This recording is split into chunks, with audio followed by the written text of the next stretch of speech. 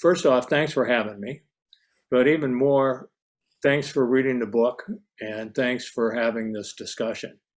Um, One of the reasons to do this book was to get people to start and getting people talking. And so I guess the book did its job.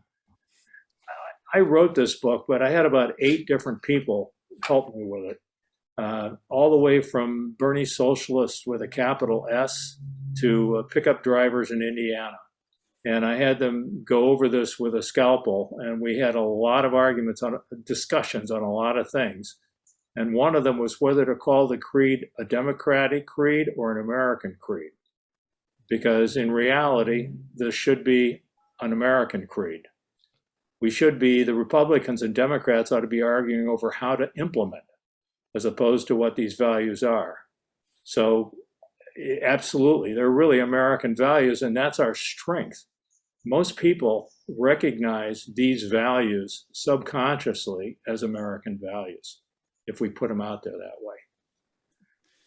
But I think there's wonderful opportunity in the middle of all this doom and gloom that feels like it's going on. The majority of Americans innately feel at right now that gay people there's gay people are people and they deserve rights. That black people deserve rights. Whatever, misgivings they have about a neighbor or anything else, it's like, yeah, it should be fair. Fairness should go on. And this is the thing we need to start talking about in a way to bring people over, bring the persuadable. It's a great word. Instead of deplorables, the persuadables over, because we need to bring these people over, and we need to start thinking about the next 5 elections, the next 8 elections, and we need to get Democrats to get energized. And that's why we have to give them a vision, a city on the hill, a sense of we are a just society for everyone as long as it takes, is the motto we need to have. So people, yes, they come out, but they think I'm coming out now and I'm coming out in 2 years until we get there. I didn't write the book thinking I'd be here talking to you. I wrote the book because I went nuts watching the 2016 election because they never seemed to talk about the real issues. That election was run on, you can't vote for Trump because he's a moron. And there are people saying that's the way we should run now. And I read Common Sense by Tom Paine one other time. And I got to thinking, you can actually read it, even though it's in Old English, it's quite readable. And I thought about the idea that this pamphlet influenced people, a very simple thing that a lot of people read and that people talked about and passed around in taverns and anywhere else. And I thought, that's what we need. We need to write down these basic things and get a lot of people to start talking about it. Should we be more than a political party? And that's what this is really all about in a way.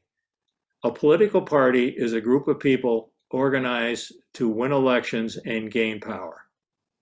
That's what the definition of a political party. Some definitions throw in common ideology or common interests, but the bottom line is a political party is about gaining power through elections. And if that's what we are, and that is to a certain extent what we've been much of the time, then the tactics, the only thing that counts is winning the next election. And the center is the center. They're the heart and soul of the party. They decide what's important, and they try to get people with whatever tactics work. It's what the Republicans are doing. If we're more than a political party, if we're trying to be the moral center for America in troubled times, if we're trying to change this country more in the direction of a just society, then it's a very different paradigm. If you're trying to win elections, then a place like Logan County, Ohio, doesn't count. They're red and they don't have a lot of votes, so you just don't put any money there and you don't pay attention to them. But on the other hand, if you're trying to change American values and make us a more moral society, then everybody counts. And what your goal isn't just the next election, it's a lot of elections. And if you can inspire people to do that, but you have to inspire them with something that they can actually emotionally touch and feel. Fear is a very real thing, and the Republicans inspire people with fear. Be afraid of change. Something's going to be taken away. You're losing something. And they sense they're losing the security of the way things were. And that causes them to vote. We need to inspire people with good things, with a sense of hope, and a sense that we can, that history is on our side, change is on our side. You know, Brian commented to me once that it's very hard to promote values when it's a lot easier to promote fear. And it's true. It's much harder to build than it is to destroy. But on the other hand, you can inspire people with hope, and you can inspire people with the future if you do it the right way.